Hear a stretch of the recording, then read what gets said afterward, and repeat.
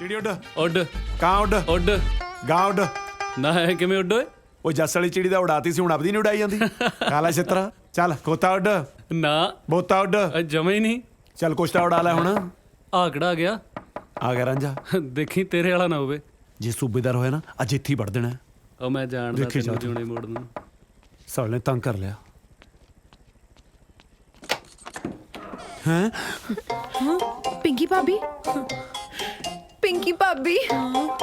ਲਾਡੀ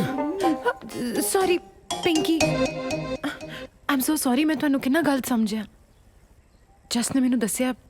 ਤੁਹਾਡੇ ਡੈਡੀ ਬਾਰੇ ਡੈਡੀ ਬਾਰੇ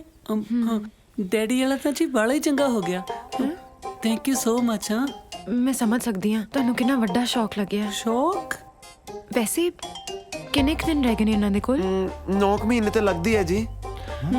ਤੁਸੀਂ ਇਹਨਾਂ ਦਾ ਕੋਈ ਦੇਸੀ ਇਲਾਜ ਨਹੀਂ ਕਰਵਾਇਆ ਇਹਨਾਂ ਦਾ ਤਾਂ ਕਰਵਾਇਆ ਸੀ ਹੁਣ ਇਹਨਾਂ ਦਾ ਕਰਵਾਉਣਾ ਹੈ ਮੈਂ ਕੱਲ ਹੀ ਕੰਨ ਤੇ ਲਿਖਿਆ ਪੜਿਆ ਸੀ ਵੀ ਬੇਔਲਾਦ ਮਿਲੋ ਨਹੀਂ ਨਹੀਂ ਮੈਂ ਕੈਂਸਰ ਦੀ ਗੱਲ ਕਰ ਰਹੀ ਹਾਂ ਕਿਹਨੂੰ ਆ ਜੀ ਕੈਂਸਰ ਕਿਹਨੂੰ ਹੈ ਕੈਂਸਰ ਤੁਹਾਨੂੰ ਮੈਨੂੰ ਨੀਰੂ ਭਾਬੀ ਕੈਂਸਰ ਪਿੰਕੀ ਨੂੰ ਅੱਛਾ ਅੱਛਾ ਅੱਛਾ ਅੱਛਾ ਨਾ ਨਾ ਨਾ ਨਾ ਕਿਹਨੂੰ ਹੈ ਕੈਂਸਰ ਕੈਂਸਰ ਹੈ ਹੀ ਨਹੀਂ ਕੈਂਸਰ ਨਾਂ ਦੀ ਕੋਈ ਚੀਜ਼ ਹੀ ਨਹੀਂ ਹੁੰਦੀ ਇਹੀ ਜਜ਼ਬਾ ਹੋਣਾ ਚਾਹੀਦਾ ਔਰਤਾਂ ਦੇ ਵਿੱਚ ਇਸ ਨਾਮ ਮੁਰਾਦ ਬਿਮਾਰੀ ਨਾਲ ਲੜਨ ਦਾ ਸਾਰੇ ਬੋਲੋ ਮਹਿਲਾ ਸੰਮਤੀ ਨੀਰੂ ਭਾਬੀ ਕੰਟਰੋਲ ਓਕੇ ਕੰਟਰੋਲ ਓਕੇ ਕੁਛ ਨਹੀਂ ਆ ਤੁਸੀਂ ਆਪਣਾ ਮੂੰਹ ਕਿਉਂ ਲੁਕੋਇਆ ਹੈ ਇਹਨੂੰ ਕੈਂਸਰ ਹੈ ਨਾ ਇਹਦਾ ਪਰਛਾਵਾਂ ਮੇਰੇ ਹੋਣ ਵਾਲੇ ਬੱਚੇ ਤੇ ਨਾ ਪੈ ਜੇ ਇਸ ਕਰਕੇ ਅੱਛਾ ਜੀ ਵੈਸੇ ਤੁਸੀਂ ਇਹਨਾਂ ਦਾ ਖਾਸ ਧਿਆਨ ਰੱਖਣਾ ਪਲੀਜ਼ ਪੱਕਾ ਪ੍ਰੋਮਿਸ ਤੇ ਜੇ ਕੁਝ ਵੀ ਹੋ ਜਾਏ ਨਾ ਤੁਸੀਂ ਮੈਨੂੰ ਸੱਦ ਲੈਣਾ ਜੇ ਮੈਨੂੰ ਕੁਝ ਹੋ ਗਿਆ ਤੁਹਾਨੂੰ ਤਾਂ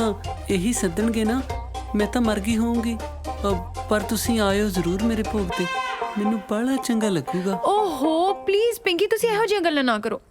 ਜਿੰਨੇ ਵੀ ਦਿਨ ਹੈਗੇ ਨਾ ਹੱਸ ਖੇਡ ਕੇ ਬਤਾਓ ਨਾ ਇੰਜੋਏ ਕਰੋ ਬਸ ਤੁਸੀਂ ਇਦਾਂ ਹੀ ਆ ਜਾ ਕਰੋ ਮੇਰੀ ਤਾਂ ਇੰਜੋਇਮੈਂਟ ਹੀ ਹੈ ਜੀ ਤੇ ਤੁਸੀਂ